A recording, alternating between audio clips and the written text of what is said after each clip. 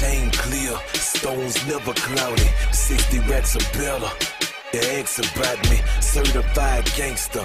Don't ever doubt me. Welcome to the streets. You can't get in without me. Yeah, welcome line. Checking out thisis50.com. You rocking with the king of the streets, Trading Truth. How would you explain the Houston culture? I mean, Houston culture, man. We kind of set apart from everybody else, you know. Just with our slang, with the type of music we listen to, which is of course the Screw. You know, our culture, cars, rims, the grills, you know, we just a different, we set off aside from everybody else. But at the same time, you see all that, you still got the streets where it's real gut at, where even though they don't have that many 48s, there's a lot going on. You know what I'm saying? You know what I'm saying? Y'all even screw R&B music. Real talk, probably a lot of babies made to slow down R&B. Oh, wow. What's your favorite shit to screw, man? But besides yourself on the R&B tip? I say R.I.P. Screw, you know, that's right. That's what paved the way for a lot of cats like me and a lot of other cats who were doing their thing as far as Screwed Up Click movies. But, you know. Okay, y'all got the Screw music, y'all got the syrup down there, and y'all got the, what's the thing where y'all know what I'm saying, swerving, everybody swerving in the middle? Swagging. Swanging. Yeah, that's what we do, swag. I have never seen nothing like that in my life. And nobody don't get hit by no car, nothing. Nah, that's part of the culture, you know. You just really, long story short, you got to embarrass the other person, you know. If you don't embarrass the other person, then they might have got you, so. Yeah, and you whip game proper. Every time I've ever came to Houston and seen Trading Truth, man, car is on some crazy shit. Yeah, it's called Swangers. I'm part of the company Texan Wild Wheels, you know, like, Swangers, like, back in the gap, man, of course, Screw is definitely a part of the culture.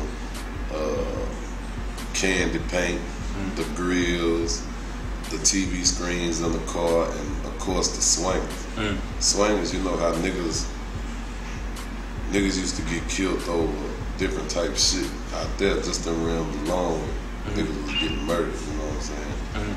But even with that being said, what we did is I got with Texan Wild Wheel, and they reinvented the wheel the same way, but just different, like they kind of made it more masses, you know what I'm saying? For the masses, that way it's less of people getting killed behind them, you know what I'm saying? And we got it and we flooded the streets with it. You know, every time you see me, if you don't know the name of the rims, they call it Swing. Yeah, this nigga got everything. He run Houston, man. Tell me about your organization, man, with the Trade A, man. How you start that?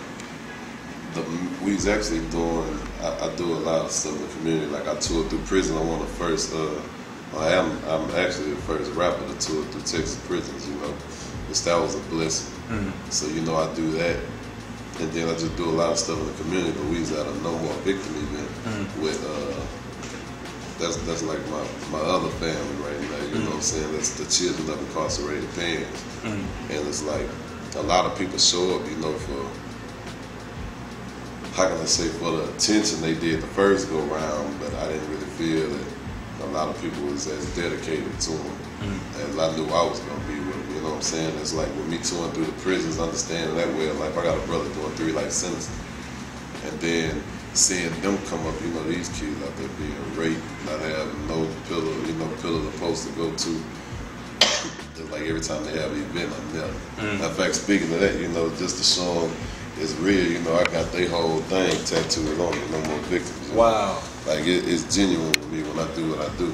Why is it so important for you to give back to the community and, you know what I'm saying, to the prisons and whatnot, man? I mean, I was about 12 or 13 when my older brother got hit with the first life sentence. So it left me and my little brother J-Tone. And it was like, we was good in the streets. But when shit kind of hit the fan, we didn't really have nobody to go talk to. I mean, nigga, our mama bust her ass to do whatever she could do for us. But you know, us being real, nigga, we gonna get out there and try and make our own way. So we don't put the stress on her. Right. But long story short, we didn't really have nobody to call for help, you know what I'm saying, other than turn to the street. And sometimes that's kind of a fucked up feeling.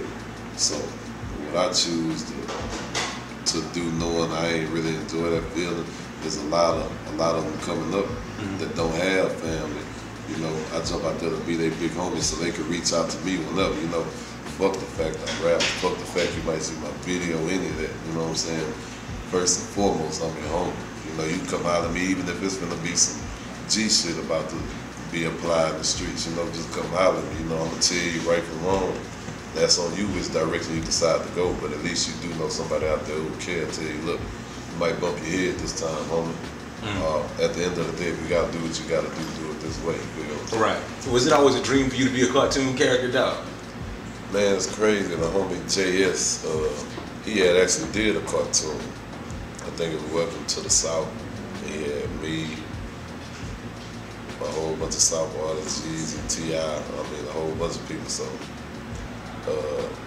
what we did was, I was a fan of him after I seen that. And he actually was a fan of my music, so we ended up linking up one day, and he felt like, man, your music ain't getting heard enough, we need to find something. And I was like, felt the same way with the cartoon. From there we linked up and shit.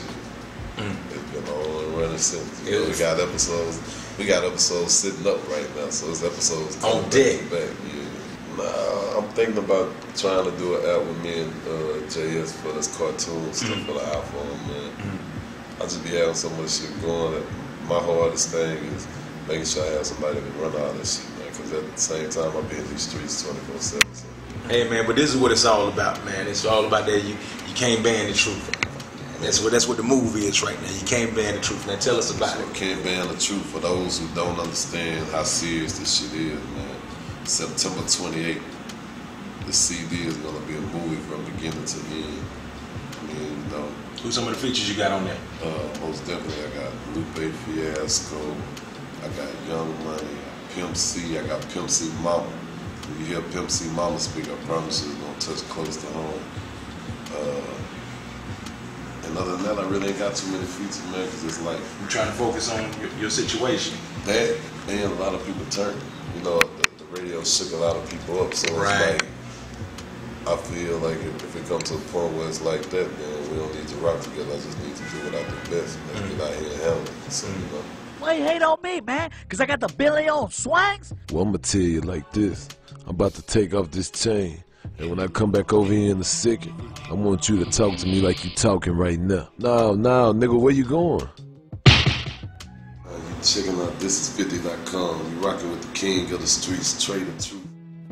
We gonna scream in a minute.